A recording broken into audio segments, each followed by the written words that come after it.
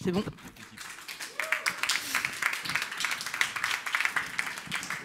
Donc, on va commencer avec un chiffre, 175,3 milliards d'euros de chiffre d'affaires. C'est la taille du marché e-commerce en 2025, en croissance de 8% par rapport à l'année dernière. Et cette croissance, elle est possible grâce à de nouveaux usages. On a 2,2 millions de cyber-acheteurs en plus en France. Et cette population de cyber-acheteurs, elle se rend tous les jours sur des sites du top 20. Je vais être un peu plus précise, on est 80% à se rendre tous les jours sur ces sites du top 20. Dans le top 20, on retrouve Amazon avec 37,8 millions de visiteurs mensuels. C'est la moitié de la France, si je calcule bien. On a des nouvelles plateformes comme Shine ou Shein et Temu avec 22,5 et 16,6 millions de visiteurs mensuels. Et ensuite, on a Vinted avec 5 millions de visiteurs quotidiens.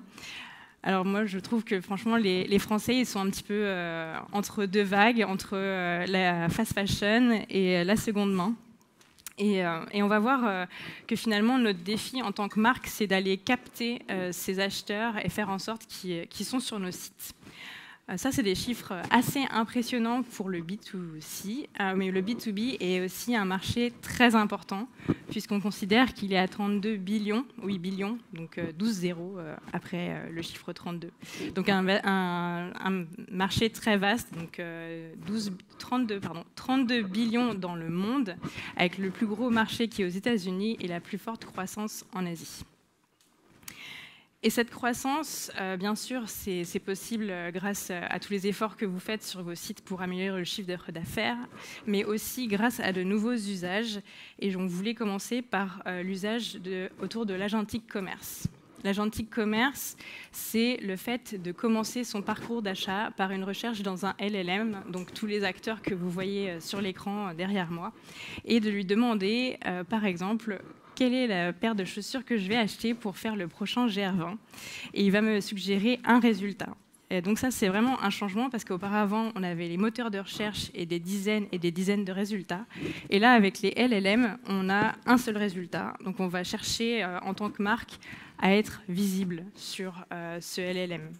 Et la manière dont on se rend visible sur ce LLM, c'est avec du contenu riche, avec des avis et commentaires, avec des médias qu'on a un petit peu oubliés ces derniers temps, comme les forums, comme Wikipédia aussi, des choses qu'on a un petit peu mises de côté. Il y a donc le nouveau usage aussi, on va le voir dans la slide suivante, qu'il y a des milliards de vues, des milliards d'utilisations pour les LLM. C'est vraiment un engouement fort et on a envie d'être présent sur les LLM. Il y a également un énorme buzz autour de l'utilisation de ChatGPT qui peut changer les usages et également faire en sorte qu'une marque ou un site comme Etsy prend 16% cette semaine lorsqu'il y a eu l'annonce de ChatGPT Shopping avec la possibilité de payer pour une transaction directement depuis ChatGPT.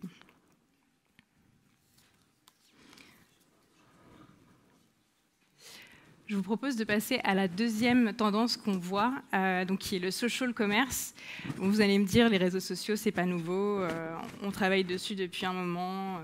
On fait de l'influence, on fait de la promotion sur les réseaux sociaux, Instagram, TikTok.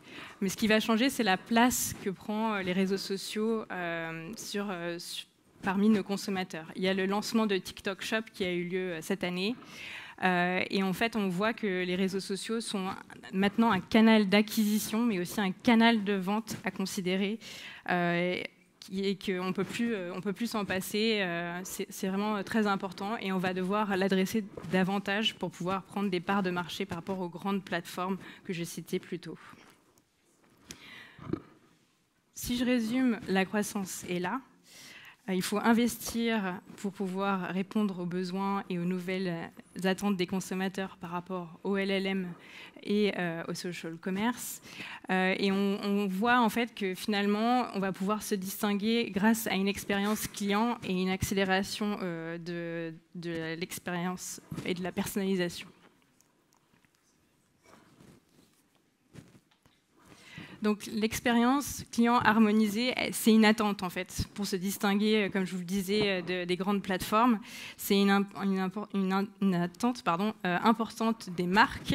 Le client, il va vouloir qu'on le connaisse, il va vouloir qu'on sache ce qu'il a fait online, ce qu'il a fait offline, que le vendeur et que le commercial aient toutes les datas pour mieux l'accompagner.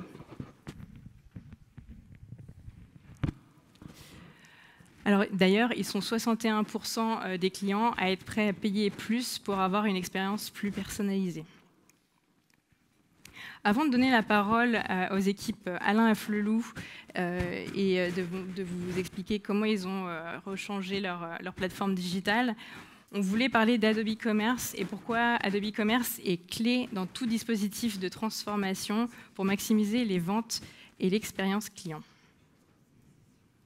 Je suis donc ravie de vous présenter les principes fondateurs d'Adobe Commerce avec l'ouverture qui va vous permettre de vous intégrer avec vos différents systèmes existants, par exemple un système de caisse ou un autre dispositif digital dans lequel vous avez investi.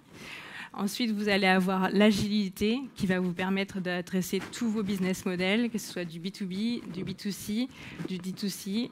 C'est quelque chose qui va être possible grâce également à l'architecture cloud optimisée. Et enfin, l'innovation, qui est toujours un sujet permanent chez Adobe, où on innove en permanence. On peut déjà adresser un grand nombre de use cases, mais on va aller plus loin, puisqu'en fait, on prend en compte les tendances, mais également les retours que vous nous avez partagés. Vous nous avez dit que vous vouliez maîtriser les coûts opérationnels, différencier les expériences, optimiser l'expérience d'achat également, mettre en place des use cases complexes. Et donc en 2025, comme vous l'avez entendu ce matin dans la plénière ou peut-être tout à l'heure dans la conférence sur Somfy, on a innové et on propose un front encore plus rapide avec un meilleur référencement, mais aussi des outils de merchandising perfectionnés grâce à l'IA, une gestion des contenus intégrée et une plateforme de développement qui vous permet d'aller plus loin dans la composabilité. Et donc, sans plus attendre, je vais maintenant faire appel à Ludovic Tassi des équipes Alain Afflelou.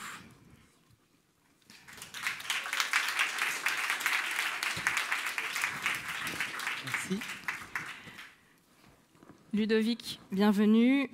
Tu es DSI du groupe Alain Afflelou et président de l'Agora DSI CIO. Est-ce que tu peux nous parler de la vision groupe et de la stratégie de DSI ? Alors juste avant, Charles voulait que je précise qui était Alain Afflelou et la société. Alors je vais le faire en 2 mots, sinon je vais me faire gronder. Donc la société Alain Afflelou, c'est 1500 magasins présents dans 19 pays. On est le premier franchiseur d'Europe. On fait un peu plus d'1 milliard de chiffre d'affaires et un petit sujet différenciateur, on produit nos propres lunettes et donc on a une marque assez forte qui s'appelle Magic. Et donc on vend aux alentours de 2 millions de Magic par an et 1,3 million de clips, parce que c'est des lunettes avec des clips. Voilà. Après cette petite digression, la vision du groupe Afflelou à propos du site et de ce qu'il fallait que l'on fasse, c'est globalement on cherchait à avoir un site qui soit un site qui représente la marque Alain Afflelou. On voulait que le site soit capable de montrer la synergie entre l'optique et l'audio. C'est un vrai sujet pour nous depuis quelques années. Un site qui soit universel, parce que comme je l'ai dit, on est présent dans 19 pays. Et avant de choisir votre solution, on avait moult développements sur des plateformes ouvertes, etc. Et c'était très, très compliqué à maintenir.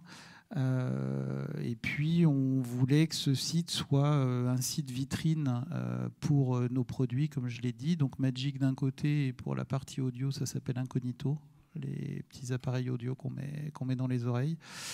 Et un dernier sujet, on voulait que les modules qu'on puisse mettre en place, etc., soient des modules qui soient très standards et qui permettent, notamment dans notre cas, de faire du drive to store et de gérer des rendez-vous. Excellent. Donc, il y a l'omnicanalité, la fusion de certains de vos deux sites. Merci beaucoup pour ce partage de la vision. Ça donne envie d'en savoir plus, et ça tombe bien puisque je vais maintenant appeler la totalité de l'équipe Alain Afflelou sur scène pour commencer l'interview. Bonjour. Bonjour. Merci Ludovic, merci Victoria. Merci pour le partage de la stratégie du groupe et ta vision pour comment la mettre en place au niveau de ton environnement des systèmes d'information. Ce qui est intéressant dans ce qu'on va pouvoir vous partager, c'est qu'on va noter un parfait alignement entre la vision et l'exécution. Et pour cela, je vais m'appuyer sur les retours de, bien sûr, Ludovic, mais aussi de Thomas, qui a été à la manœuvre pour opérer ce magnifique projet, et également de Joris, qui a été le partenaire pour réaliser cette nouvelle transition dans l'étape de transformation digitale du groupe. Alors, hop. Voilà. Thomas, est-ce que tu peux nous parler, s'il te plaît, des principes directeurs qui ont structuré ce projet, s'il te plaît? Donc, on a eu des principes directeurs qui ont mené à la construction de la plateforme. Le premier principe qu'on a suivi, c'est un axe stratégique, ça a été de remettre l'audio et l'optique sur une même plateforme.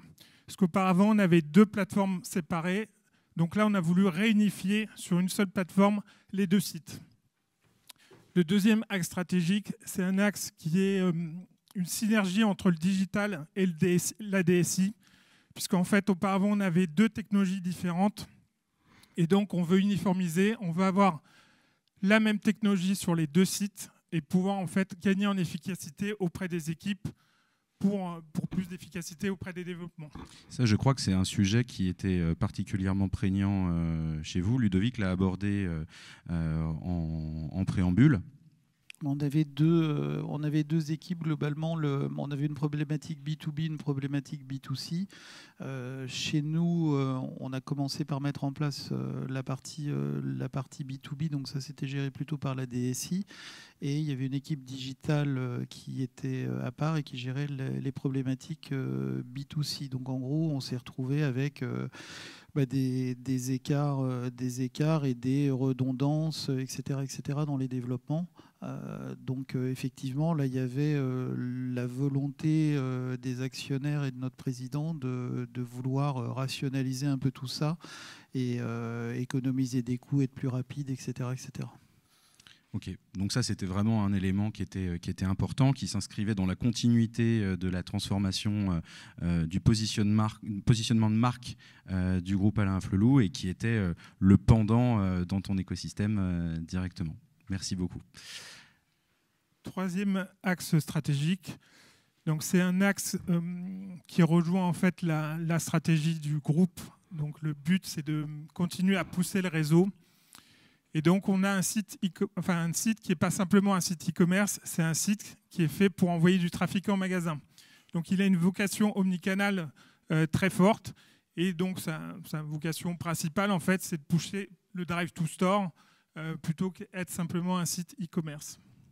Oui, parce que dans votre métier, le réseau est vraiment au cœur de toutes les problématiques que vous avez à soutenir et à gérer au quotidien. Et donc, être dans une capacité à accompagner vos adhérents, c'est quelque chose qui est structurant et qui est quelque part le cœur de la mission que vous avez au siège au quotidien.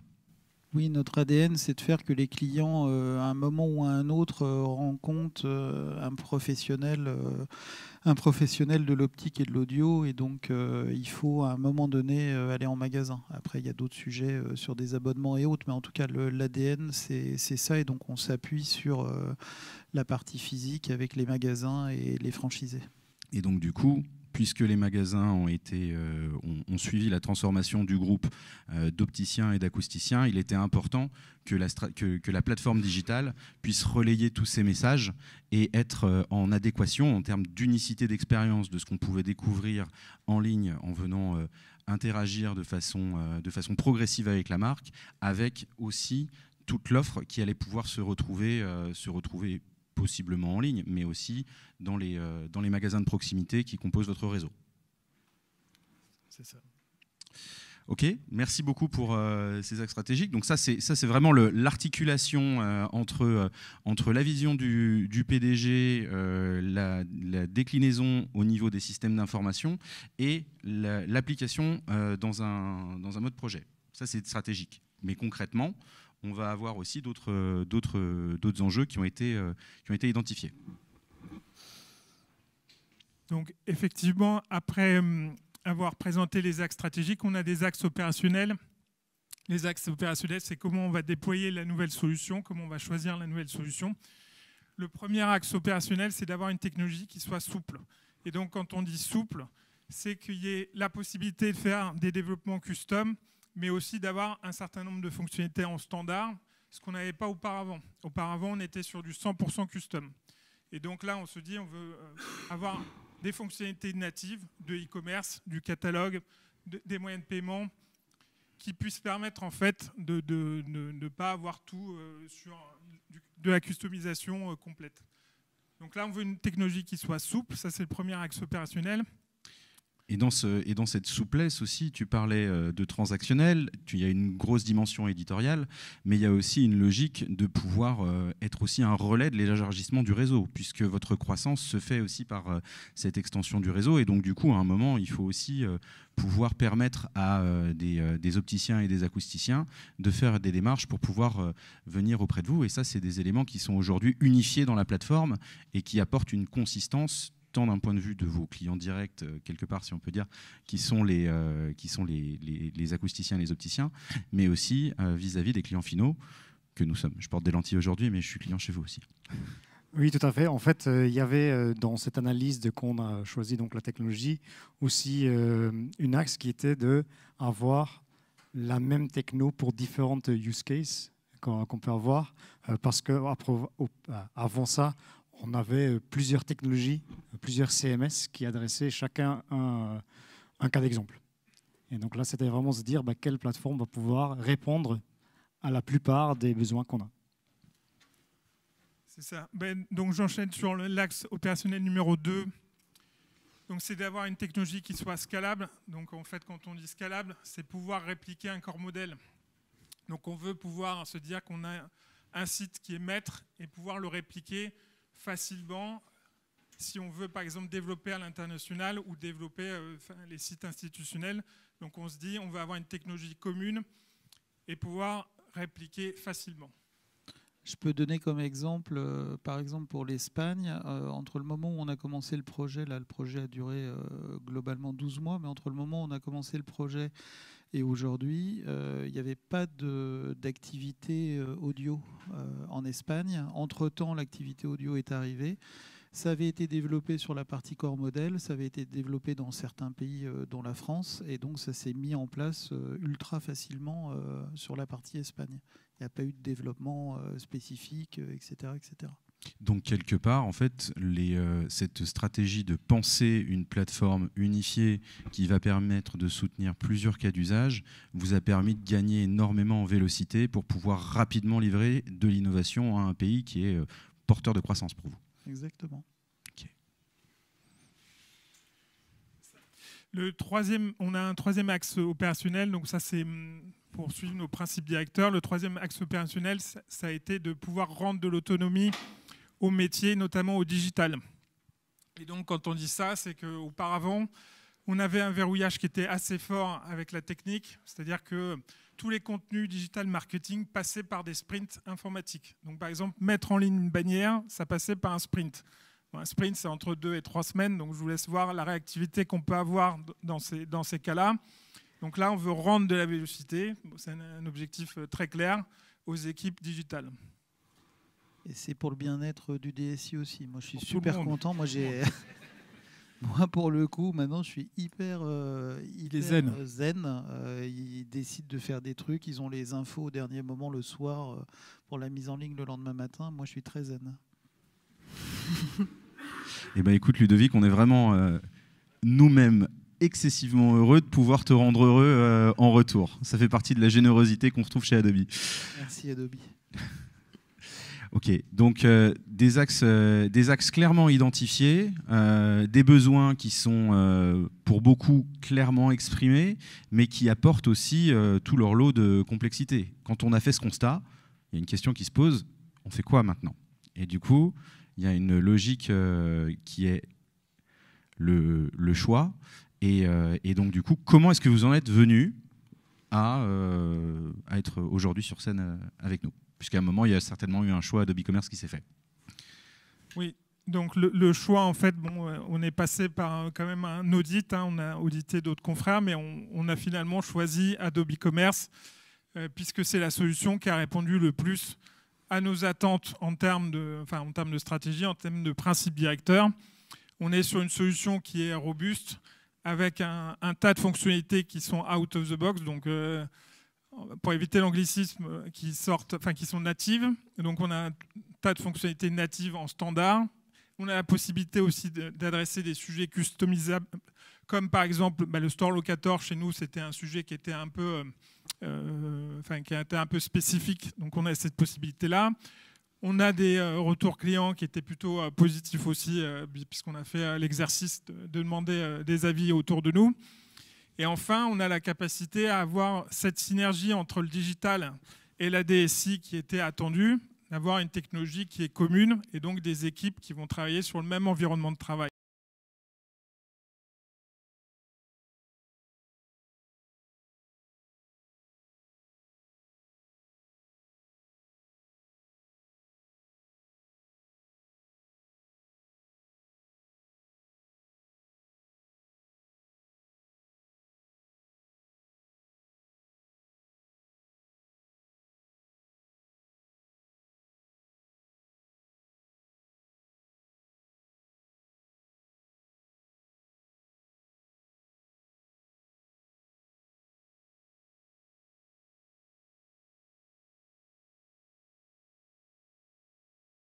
Oui, parce qu'on n'a pas pris le temps de le préciser, mais l'un des éléments fondateurs en termes de technologie chez Adobe Commerce, c'est d'être une plateforme qui est certes ouverte et flexible. Comme le disait Victoria, on couvre dans un seul et même corps modèle, puisque le concept a été évoqué par Thomas, plusieurs modèles, le B2C, le B2B, la capacité à aller porter des expériences qui vont être jusqu'au magasin. On est aussi dans une capacité à porter du multi-géo, donc ça c'est natif. Et c'est quelque chose qui apporte beaucoup de souplesse. Et si le besoin s'en fait sentir, aussi du multimarque, tout en s'affranchissant d'un ensemble de contraintes qui sont propres à l'internationalisation et qui permettent d'apporter de la vélocité dans les différentes étapes de collaboration, tant pour l'acquisition de nouveaux marchés, mais également pour asseoir la productivité des équipes. Merci pour ce retour. Donc ça, c'est le choix. Maintenant, quand on a fait un choix de technologie, derrière, il faut le mettre en place. Et c'est un projet. Et un projet, c'est beaucoup d'énergie qui nécessite de structurer une approche bien pensée avec des défis identifiés et sur lesquels on va devoir s'appuyer pour pouvoir aller tenir les objectifs qui sont donnés par notre client. Thomas, si tu veux bien nous parler de ces défis. Oui, donc effectivement, un projet, c'est beaucoup d'énergie. C'est vrai que j'ai eu plus de cheveux blancs durant ce projet que j'en avais auparavant, mais ça fait partie du jeu. Je te rassure, ça va encore. Hein. Ça va encore, bon, ça va alors. On a eu trois défis sur ce projet, un défi humain, un défi technique et un défi digital. Bon, c'est les trois qu'on a retenus et qu'on a choisi de vous partager. Le premier, c'est un challenge humain. Pourquoi ? Parce qu'on est sur un changement de technologie, donc on est sur un changement, et à chaque fois qu'on fait du changement, on a potentiellement de la résistance à ce changement, puisqu'on pense toujours que c'est mieux avant. Donc on a dû en fait accompagner ce changement. Donc l'accompagnement, il est passé par une présentation en CSE, puisque c'est un projet d'entreprise, hein, ça touche tout le groupe. Donc ça a été validé en CSE. Et puis ensuite, on doit porter le projet auprès des équipes, leur dire que Adobe Commerce, c'est une solution robuste qui va faire le travail et qui va permettre des améliorations. On doit convaincre. Ça, c'est pas forcément évident parce que, comme je disais, il y a des habitudes qui sont prises et donc on doit porter le projet. Et ensuite, on a surtout de la formation auprès des équipes. La formation, c'est très important puisque ce sont les futurs utilisateurs de la technologie, de la plateforme, et donc on doit les accompagner. Donc on s'est fait accompagner notamment par Atelier4 pour faire cette formation. Tout à fait. Donc nous, pour la formation, donc on s'adressait à deux types de profils. D'un côté, on avait les product owners côté Alain Flelou. Donc il fallait tout d'abord les montrer la plateforme, les capacités de la plateforme, parce que eux, ils venaient d'une solution custom. Donc on a passé plusieurs sessions de formation avec eux pour leur montrer tout ce qu'Adobe Commerce Cloud propose et est possible de faire. Et après, il y avait aussi des équipes de développeurs. Comme l'a dit Ludovic, le côté digital, il y a des développeurs qui avaient construit l'ancienne site web. Et donc ce qu'on a fait, c'est de les former à Adobe Commerce, à comment développer sur Adobe Commerce Cloud, et ensuite les intégrer de notre côté dans nos équipes en interne. Donc en fait, ils sont toujours des développeurs Alain Flelou, mais ils travaillent avec nos équipes main dans la main sur ce projet-là. Oui, et donc au final, enfin, en cette fin de phase de migration, on a des équipes qui sont donc toutes formées, donc ça c'était très important, et qui utilisent aussi les outils Adobe. Donc je parlais tout à l'heure des temps qu'il fallait pour mettre en ligne les contenus digitaux. Là, on a une réduction de 50%, c'est factuel, des temps de mise en ligne de campagne ou de contenus digitaux. Donc là, on a utilisé le Page Builder, c'est le CMS qu'on a pris qui est natif sur Adobe Commerce. Et donc, il fonctionne. Il a été un peu pimpé, mais il fait le travail. Et surtout, on n'a plus cette dépendance technique qu'on avait auparavant. Donc ça, c'était un des objectifs qui était assez fort lors de cette migration. Oui, c'est quand même. Il y a de la réticence au changement, mais quand on voit qu'on passe 2 fois moins de temps à faire des tâches à faible valeur ajoutée et que le message est passé en amont et qu'on accompagne les gens en leur disant t'inquiète pas, ça va bien se passer, les résultats sont là. Et on est très fiers de pouvoir contribuer à cet accroissement de votre productivité en interne. Tu parlais aussi d'un deuxième type de défi plus technique, celui-là ? Oui. Donc ça, c'est un défi qui a été propre à l'activité de Alain Flelou. Il y a le traitement des données de santé. Donc ça, c'est quelque chose qui est particulier. Je ne sais pas si vous connaissez au niveau de la CNIL, mais il y a une nécessité en fait à sécuriser les données de santé, puisqu'on traite des données de santé. Et donc, le projet a été bâti autour d'un back-office sécurisé, ultra sécurisé, qu'on appelle le BOHDS. Et donc, on avait ce challenge technique, puisque c'est quelque chose d'assez particulier. Donc, le BOHDS, on a dû créer une architecture hybride. C'est une architecture qui s'ordonne autour du cloud d'Adobe et d'un hébergeur de santé. Et donc, on a dû mettre en place un projet parallèle pour mettre en place et appliquer cette architecture et valider que c'était fonctionnel. Donc, au final, on arrive à un back-office qui est sécurisé, même s'il est un peu plus rugueux que le back-office standard de Adobe Commerce. C'est la contrepartie, mais les données de santé sont sécurisées. Oui, donc pour continuer sur les données de santé, pour nous aussi, du coup, ça a été un peu nouveau. On a fait pas mal d'appels avec le juridique pour savoir qu'est-ce qu'on a le droit de stocker, qu'est-ce qu'on n'a pas le droit de stocker. Et donc, comme Thomas l'a dit, en fait, tout ce qui est données personnelles sont stockées sur notre plateforme. Et finalement, entre Adobe Commerce Cloud et du coup cette autre plateforme-là, il y a juste un échange de tokens. Et donc, côté Adobe Commerce, on est un peu plus bridé parce qu'on n'a pas les données de la personne. Et en fait, on n'a qu'un token pour identifier la personne. Donc voilà, c'était avec Régis qu'on avait pas mal parlé de cette solution et avec qui on avait travaillé là-dessus. Je rajouterais un truc, c'est qu'au moment de choisir la solution Adobe Commerce, justement ce sujet de données de santé a été d'ailleurs poussé par les juristes d'Adobe en disant vous nous signez un papier comme quoi vous ne mettez pas vos données dans notre cloud. Okay. Donc là, je me suis dit, mince, ça va devenir très compliqué. Et à la fin, je suis ultra content de ce qu'on a fait. Et surtout, là, on fait un focus en disant c'est les données de santé, donc il faut le faire, etc. Mais à la limite, je veux bien discuter avec vous. Je pense que c'est une architecture que vous pourriez monter vous aussi, même sans avoir de contraintes de données de santé, parce que vous voyez tous les jours des sites et des entreprises qui se font pirater, tous les jours des données qui partent dans le dark web. Et donc avec cette solution-là, et comme le disait Joris, on se retrouve avec des tokens qui sont hébergés et c'est pas si mal que ça pour le coup, même si on n'avait pas eu des données de santé. Donc, dans cette trajectoire-là, vous tirez le plein bénéfice de notre plateforme avec le cloud, les microservices qui sont inclus pour vous permettre de mieux découvrir les produits, d'aller grâce à une plateforme d'extensibilité, chercher cette intégration. Et c'est quelque part la dimension composable de la plateforme aujourd'hui qui vous permet de vous démarquer et d'avoir une vraie approche orientée client tout en étant dans un environnement particulièrement sécurisé et qui répond aux attentes.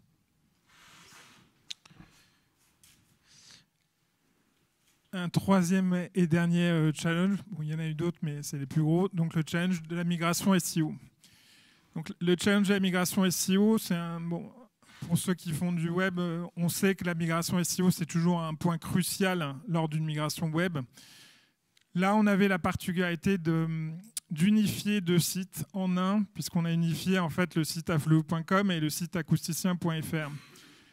Donc il y avait un double challenge, en fait, c'est rapatrier le contenu et l'autorité de domaine du site acousticien.fr vers afflelu.com, suivant la stratégie qu'on a mis en place, c'est-à-dire mettre au même niveau les deux univers.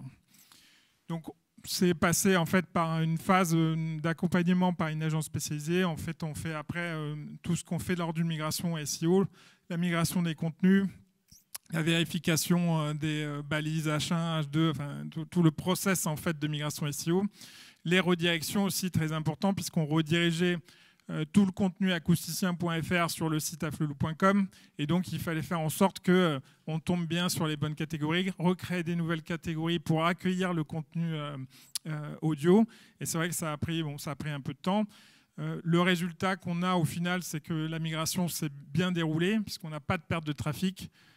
On a même des hausses de trafic, enfin des légères hausses de trafic à J plus 2 mois. Donc ça, c'est quand même assez positif parce qu'on a des taux de clics sur la France et des taux d'impression qui sont remontés en prenant en compte qu'on n'avait plus qu'un seul site et en comparant par rapport à l'année dernière entre les deux sites qu'il y avait. Donc on compare à ce qu'il y avait de comparable. Et on a des taux de rebond aussi qui ont diminué. Donc ça, c'était quand même assez important de valider cette migration SEO parce que ça arrive en bout de chaîne et c'est toujours quelque chose qui fait un peu peur puisque les baisses de trafic peuvent être très brutales. On peut se taper des moins 50 ou des moins 60% si on ne fait pas bien les migrations SEO. Donc j'insiste moi toujours sur cette partie-là, de bien sécuriser la partie SEO. On l'a fait sur la France, on l'a fait sur les pays internationaux, il y avait 4 pays aussi. Et il y avait aussi la partie espagnole qu'on vient juste de migrer et pour l'instant qui est avec des indicateurs ouverts. Donc on est satisfait d'avoir aussi réussi cette partie-là qui était quand même assez challenging. Oui, on évoquait aussi en préambule la démarche business omnicanal, d'accompagner, d'emmener les clients en magasin, faire cette démarche-là. Est-ce qu'aujourd'hui, vous avez déjà pu opérer et voir des constats qui vont dans cette validation de stratégie ? L'Espagne a été migrée il y a une semaine et ils ont perdu aucun nombre de rendez-vous saisis par jour. Donc on est à je ne sais plus combien, 500 et quelques rendez-vous par jour et on tient on tient ce rythme-là. Donc il n'y a pas eu de baisse et ça, c'est plutôt très bien. Ok, merci Ludovic.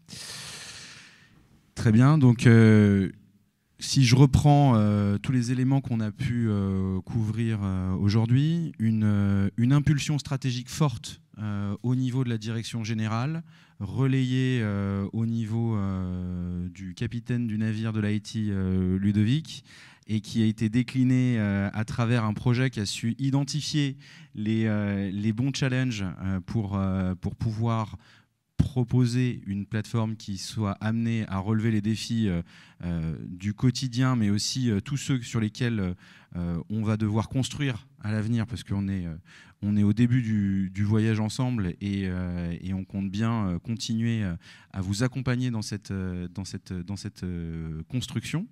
Et aussi une véritable logique d'apporter au business et aux équipes plus de performance et une trajectoire plus sûre, notamment pour la confiance de vos clients qui travaillent quotidiennement avec vos adhérents et vos franchisés.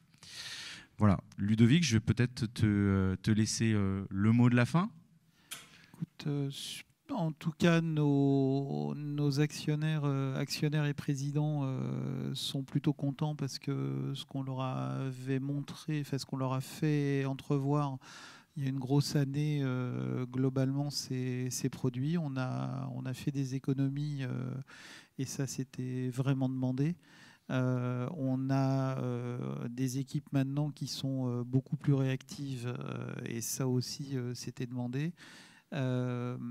Après, on a aussi, maintenant qu'on a monté un petit peu cette plateforme, on a plein de possibles qui peuvent arriver. Et notamment, on a un projet aujourd'hui de mettre en place le même logiciel point de vente dans nos magasins. C'est ce qu'on est en train de faire. Ce qu'on est en train de faire actuellement, c'est un projet qui va durer 18 mois à peu près. Et en ayant ce socle aussi en magasin qui soit commun, on va pouvoir accroître encore les interactions entre la partie web et la partie magasin, avec des interrogations de stock, avec le fait que les internautes peuvent aller directement rechercher leur facture en magasin, leur ordonnance, etc., etc. Donc on a plein de champs des possibles qui s'ouvrent. Donc il faut maintenant faire des specs et puis il faut développer. Et retourner.